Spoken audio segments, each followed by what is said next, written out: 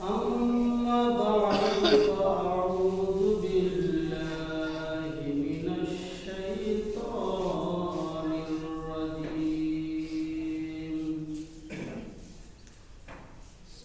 ببركة بسم الله الرحمن الرحيم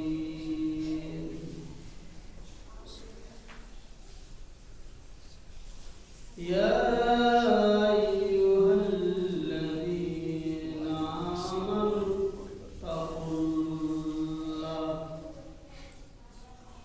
صدق الله المولانا العظيم وبلغنا رسوله النبي الأمين المتين الكريم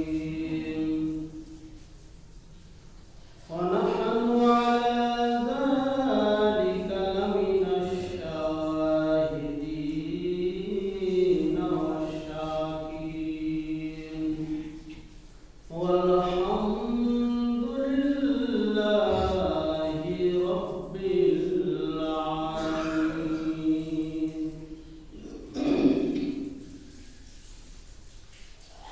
উপস্থিতি সমস্ত দিনদার ইমানদার মুসলমান হযরত আল্লাহ সুবহানাহু ওয়া তাআলার হামদ ও সানা তারিফ ও প্রশংসা যে আল্লাহ রাব্বুল আলামিন আমাদেরকে সর্বশ্রেষ্ঠ করে মান মর্যাদাকে অতি উচ্চ করে এক কথায় আশরাফুল মাখলুকাত করে আমাদেরকে এই দুনিয়ায় পাঠিয়েছেন। আর আল্লাহ যা সৃষ্টি করলেন আশরাফুল মাখলুকাতের পরে কোনো না কোনো একদিন সব সৃষ্টি আশরাফুল মাখলুকাতের সেবা করলেন। প্রয়োজনে আল্লাহ রাব্বুল আলামিন যা কিছু দেখছেন পাহাড় পর্বত নদী জীবজন্তু পশু পক্ষী গাছপালা সব আশরাফুল মাখলুকাতের সেবায় আছে। একটা দিকে আপনি আলোচনা করে বুঝতে পারবেন যে সবই আল্লাহর সৃষ্টি মানুষের জন্য দিয়েছে, মানুষের ভালোর জন্য, মানুষের সেবার জন্য। তো সেই মহান আল্লাহ রাব্বুল আলামিনের লক্ষ কোটি প্রশংসা যিনি আমাদেরকে সুস্থ শরীরে সালাতে জুমা আদায় করতে আসার তৌফিক দিলেন, সকলে বলুন আলহামদুলিল্লাহ। তারপরে পরে দরুদ ও সালাম বর্ষিত হোক রহমাতুল লিল আলামিন নবী হায়াতুন নবী সাইয়্যিদুল মুরসালিন তাজদারে মদিনা রাহতে কাল সিনা পাপীদের উদ্ধারকারী যে সালামুল্লাহ আহমদ মুস্তাফা সাইয়্যিদিনা মুহাম্মাদুর রাসূলুল্লাহ সাল্লাল্লাহু তাআলা আলাইহি ওয়াসাল্লামের প্রতি শত কোটি কোটি দরুদ ও সালাম বর্ষিত হোক। और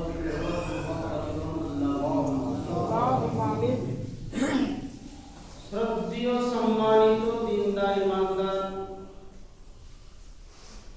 নবীর আশিক ও দিওয়ানা ভাই ও বাবাজি, আমরা সবাই একটাই আশায় এই মসজিদে এসেছি।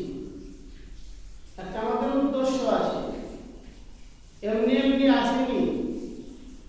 এর মধ্যে আমাদের কিছু উদ্দেশ্য বলেন আর স্বার্থ বলেন আর আমাদের নিজের একটা লাভ বলেন, সেটা হলো যে আমরা জান্নাতে যাব। নামাজ পড়ি, আশা আমাদের জান্নাতে যাব।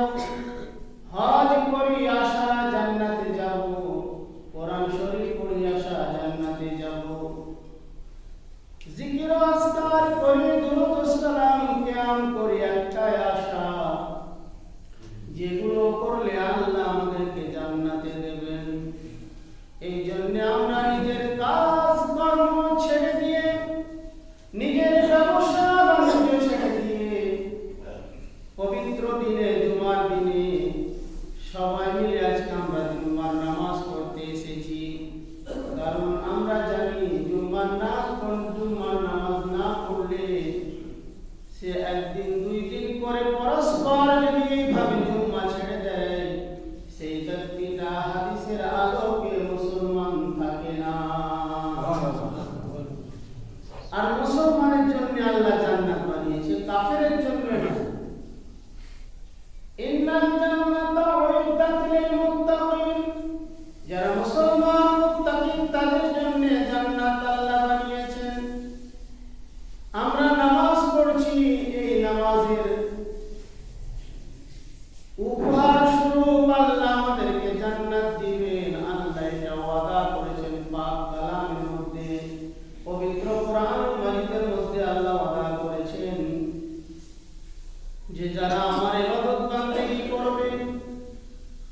জন্য আমি জান্নাত দেব। এবার একটু ভাববার বিষয় রয়েছে যে আমি যে এত কষ্ট করে নামাজ পড়তে এলাম, এই নামাজ আমাকে জান্নাতে নিয়ে যেতে পারবে কিনা। কারণ রাসূলুল্লাহ সাল্লাল্লাহু আলাইহি ওয়াসাল্লাম বলেছেন জান্নাত, এই নামাজ হলো জান্নাতের চাবি। এবারে ওই জান্নাতের চাবি আমার তৈরি হলো কিনা একটু দেখতে হবে। আমার দয়ার নবীজি বললেন নামাজ কবুল হওয়ার শর্ত হলো তোমাকে হারাম বর্জন করতে হবে, হারাম ছেড়ে দিতে হবে। দয়ার নবী সাল্লাল্লাহু আলাইহি ওয়াসাল্লাম বললেন তুমি যদি দুইটি জিনিসের গ্যারান্টি দাও, ওয়াদা করো যদি আমার সঙ্গে দুইটা জিনিস তুমি করবে না, আমি নবী তোমার জন্য জান্নাতের গ্যারান্টি দিয়ে দিলাম। সুবহানাল্লাহ। দুইটা জিনিসের গ্যারান্টি দিতে হবে, এই জমানের গ্যারান্টি আর ইজ্জতের গ্যারান্টি। বর্তমান সমাজে বর্তমান সময়ে আমাদের পরিস্থিতি খুব ভয়ঙ্কর হয়ে গেছে। আমাদের আজকে জবানের গ্যারান্টি নাই, যে কথা বলবো সেটা পূর্ণ করি না, ওয়াদা খেলাপি করি, মিথ্যা কথা বলি। আর যে জবান দিয়ে আমরা খাবারটা খাবো, সেই খাবারটা আমরা হালাল খেলাম না হারাম খেলাম, এটাও আমরা বিবেচনা করি না। দয়াল নবীজি বললেন, কবি নিজের কবিতায় বলছেন হারাম খাদ্য খেয়ে যাদের মাংস তৈরি হয় তারাই যাবে জাহান্নামে, হাদিসেতে কয়। হযরতে হাজ্জাজ ইবনে ইউসুফের জামানায় তিনি একটা জালিম বাদশা ছিলেন, মুসলমান বাদশা উমাইয়া, বনি উমাইয়া। উনি রাজতন্ত্রের একটা বাদশা, যার নাম হাজ্জাজ ইবনে ইউসুফ। তো হাজ্জাজ ইবনে ইউসুফ সিংহাসনে যখন বসলেন, সমস্ত বিদ্বান বড় বড় পণ্ডিতদেরকে ডেকে বললেন, বলতো এর পূর্বে যারা সিংহাসনে বসেছে, চেয়ারের গদিতে বসেছে, বাদশা হয়েছে, এদের রাজত্ব বেশি দিন লাস্টিং করেনি। কারণটা বলে জাহাপানা, আপনার এই রাজ্যে এমন কিছু লোক রয়েছে যারা হলো মুস্তাজাবুদ দাওয়াত। মুস্তাজাবুদ দাওয়াত মানে হলো আল্লাহ বলেছিল উদউনি আস্তাজিব লাকুম, তুমি আমাকে ডাকো, আমার কাছে চাও, আমি আল্লাহ তোমার ডাকে সাড়া দেব। আজকে আমরা দিনের পর দিন রাতের পর রাত আল্লাহর কাছে কেঁদে কেঁদে কেঁদে কেঁদে দোয়া করি, আল্লাহ কবুল করে না কেন? আল্লাহ বলছেন কোরআন মাজিদের মধ্যে আমাকে ডাকো, আমি তোমার ডাকে সাড়া দিব। উদউনি আস্তাজিব লাকুম, কোরআনের আয়াত মিথ্যা হতে পারে না। বুঝতে হবে আমার ডাকা হয় না, আর ডাকার আগে যে জিনিসগুলো দরকার সেগুলো আমরা করি না। উদউনি আস্তাজিব লাকুম, যারা সেইভাবে ডাকলো তারা হলো মুস্তাজাবুদ দাওয়াত, মানে দোয়া কবুল করা মাত্র কারেন্টের মতো কবুল হবে, আপনারও কবুল হবে, আমারও কবুল হবে। তবে সেইভাবে তৈরি হতে হবে, জবানটার মধ্যে সেই তাসির, সেই পাওয়ার, সেই ক্ষমতা তৈরি আপনাকে করতে হবে, আমাকে করতে হবে, তবে হবে না মুস্তাজাবুদ দাওয়াত। তো হাজ্জাজ ইবনে ইউসুফকে বলল, জাহাপানা আপনার দেশে দুটো লোক রয়েছে যারা মুস্তাজাবুদ দাওয়াত, মানে দোয়া করলে আল্লাহ কারেন্টের মতো কবুল করেন।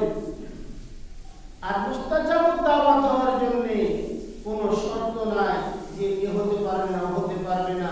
শরীয়তের বিধান মেনে যারা জীবন যাপন করবে তার মুস্তাজাবুদ দাওয়াত হবে। হযরত হাজ্জাজ ইবনে ইউসুফকে বলল, হুজুর যখন কোনো বাদশা সিংহাসনে বসে জুলুম করে, মজলুম জনগণ, পীড়িত জনগণ তার দরবারে যায়, তাদের দরবারে যায়, তাদেরকে বলে হুজুর বাদশা আমাদের উপর জুলুম করছে, বাদশার জন্য একটু বদদোয়া করে দেন। তখন মুস্তাজাবুদ দাওয়াত লোকেরা আল্লাহর কাছে দোয়া করে যে আল্লাহ এই জালিম বাদশা থেকে জনগণকে যোগাযোগ করো। তখন বাদশা সিংহাসনচ্যুত হয়ে হাজ্জাজ ইবনে ইউসুফ বললেন, ঠিক আছে, এর ব্যবস্থা আমার কাছে আছে। এই মুস্তাজাবুদ দাওয়াতের কি করে জড় মারতে হবে, এই জড় মারার ওষুধ আমি জানি। হাজ্জাজ ইবনে ইউসুফ বললেন, শোনো হে মন্ত্রী, সমস্ত রাজ্যে, গোটা রাজ্যে খবর দিয়ে দাও বাদশা হাজ্জাজ ইবনে ইউসুফের দরবারে খাবার তৈরি হবে, দাওয়াত রইল, সবার প্রত্যেকে যেন আসে। হাজ্জাজ ইবনে ইউসুফ এলান করে দিল, এবারে সবাই লোক বাদশার দরবারে খাবার খেতে যায়। মন্ত্রীকে বলল, মন্ত্রী আর কোন লোক বাকি আছে নাকি? মন্ত্রী বলল, যা মানা সবাই এসেছে, তবে দুইজন যে ফকির মানুষ রয়েছে যারা মুস্তাজাবুদ দাওয়াত যাদেরকে বলা হয়, তারা এখন পর্যন্ত আসে না। বাদশা লোক পাঠিয়ে দিল, সৈন্য পাঠিয়ে দিল, যাও তাদেরকে ধরে আনো। মিল্লাত ইসলামিয়া তাদের কাছে গিয়ে বলা হলো, বাদশার দরবারে খাবার খেতে যাওনি কেন? ওই দুইজন ব্যক্তি বলল, আমরা তো কারোর বাড়ি খাবার খাই না, আমরা নিজে যা পাই সেটাই খাই, আমরা অন্য লোকের খাবার খেতে যাই না। বাদশার অর্ডার হলো, যদি না যাবে গর্দান উড়িয়ে দিবে, খাবার খেতে যেতে হবে, কোনো উপায় নাই। অবশেষে দুইটা লোক, ওই দুইজন ব্যক্তি বাদশার দরবারে এলো, আর বাদশা জোর করে তাদেরকে খাবার খাইয়ে দিল। এবারে বাদশা বলল, আপনারা এবার চলে যান, তাদেরকে ছেড়ে দিল। বাদশা সিংহাসনে বসে, এমন জালিম বাদশা ছিল, নিজের হাতে 1,00,000 মানুষকে হত্যা করেছিল, তবু তার সিংহাসন কেউ কাটতে পারেনি। বাদশা যখন এরকম অত্যাচার করতে লাগলো, একদিন করে বড় বড় আলিম, বড় বড় হাফিজ, মানে তার বিরুদ্ধে যে ফতোয়া দেয়, যে মৌলবি ফতোয়া দেয় আর যে আলিম ফতোয়া দেয়, তার গর্দান উড়িয়ে দেয়। মানে বাদশা ছিল একটু আয়েশ আরামের লোক, ও শরীয়ত মানত না, নিজের ইচ্ছা যেটা সেটাই করতো। এবারে জনগণ বলতো, ফতোয়া নিত মুফতিদের কাছে, এটা বাদশা ঠিক করছে না, অন্যায় করছে, ফতোয়া দেন। যে ফতোয়া দিত তার গর্দান উড়িয়ে দিত। লোক যখন দেখলো একে থামা যায় না, গেল মুস্তাজাবুদ দাওয়াত ওই দুইজন ব্যক্তির কাছে, বলে, হুজুর বাদশা অনেক জুলুম অত্যাচার করছে, এর জন্য কিছু বদদুয়া করে। তারা হাত ধরে বদদুয়া করে, দোয়া কবুল হয় না। মহান আল্লাহ রাব্বুল আলামিন স্বপ্নের মাধ্যমে ইলহামে জানান, ও আমার মানব বান্দারা, ইতিপূর্বে তোমরা যে দোয়া করতে আমি আল্লাহ কারেন্টের মতো কবুল করে নিতাম, কিন্তু তোমাদের জবানে আর তাসির নাই, তোমাদের জবান দিয়ে হারাম খাদ্য পেটে গিয়েছে, কাজে তোমাদের আর দোয়া কবুল হবে না। মিল্লাত ইসলামে আমরা যদি নামাজ পড়ি আর হারাম খাদ্য যদি পেটে থাকে, নামাজ কবুল হবে না। হজ করে যদি হারাম পথে চলে যদি সেই টাকা অর্জন হয়, হজ কবুল হবে না। আপনি আমি নামাজ পড়বো, কিন্তু নামাজ পড়ার আগে দেখতে হবে যে আমার খাদ্যটা হালাল খাদ্য না হারাম খাদ্য। যদি হালাল খাদ্য হয়, অবশ্যই কোরআনের আইন অনুযায়ী আপনার নামাজ কবুল হবে, আর ওই নামাজ আপনার জান্নাতের চাবি হয়ে আমি আপনি কাল হাসরের ময়দানে জান্নাতে যাব। আর যদি দেখা যাচ্ছে বাবা হারামে আর মুখ সরাই না, আর মাথায় ঘট্টাও ফেলে দিয়েছে, এত নামাজ পড়ে, তাহাজ্জুদ থেকে শুরু করে যত নফল আছে সব পড়ে, কিন্তু হারামটাই ছাড়তে পারে না, তো বাবা এরকম নামাজ পড়ে লাভ নাই, এরকম নামাজ পড়ে লাভ নাই। কারণ নামাজ কবুল হওয়ার প্রথম শর্ত আমার নবীজি বললেন, হারাম বর্জন করতে হবে, হারাম পরিহার্য করতে হবে, হারাম ছেড়ে দাও, হারাম পথে চলিও না। আমার দয়ার নবী সাল্লাল্লাহু আলাইহি ওয়াসাল্লাম বললেন, যারা হারাম পথে চলে আল্লাহকে ডাকে, আল্লাহ তাদের ডাকে সাড়া দেয় না। অবস্থা আমাদের তাই হয়েছে, আল্লাহকে আমরা ডাকছি আল্লাহর সঙ্গে আর আমাদের সঙ্গে। যেমন একটা মিয়া বিবি, এক মেয়ের সঙ্গে এক ছেলের বিয়ে হলো, তারা স্বামী স্ত্রী হলো। ওই স্ত্রী যদি কোনো অসুখ হয়, স্বামী সারা রাত জেগে জেগে স্ত্রীর সেবা করবে, আর স্বামীর যদি অসুখ হয়, স্ত্রী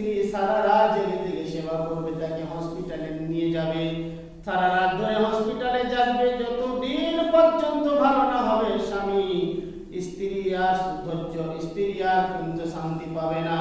আর স্ত্রী যদি অসুখ হয় স্বামী শান্তি পাবে না, এক অপরের মহব্বত। কিন্তু যখন এই সম্পর্ক যখন এক অপরের মধ্যে মন মালিন্য হয়ে গেল, স্ত্রী স্বামীর কথা মানে না, স্বামী স্ত্রীর কথা মানে না, তালাক হয়ে গেল।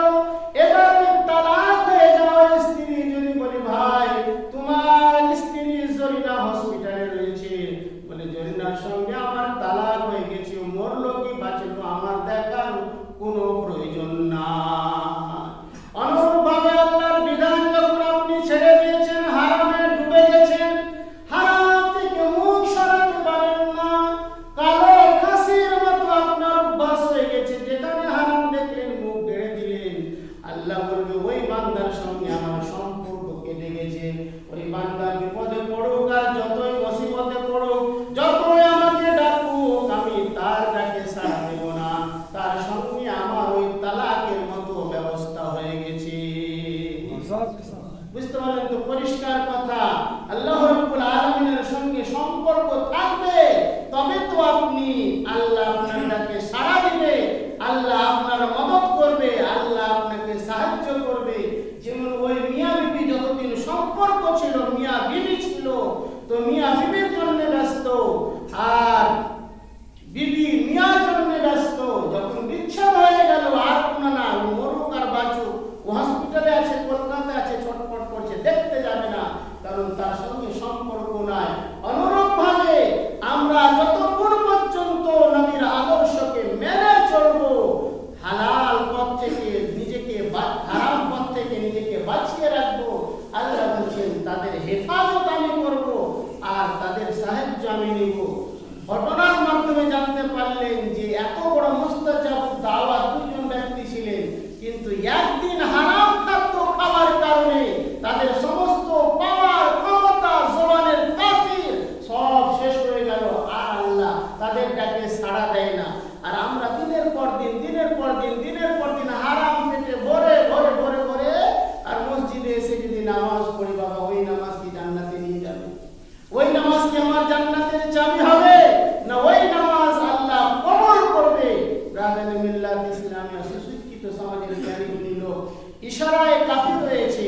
নামাজ এমন করে পড়বেন যেমন কবুল হয়। কবুল হওয়ার জন্য শর্ত হলো যে আপনার পেটে, আপনার ব্যবসার মধ্যে যেটা ব্যবসা করবেন, যে পথে চলবেন, আয় করবেন, আপনি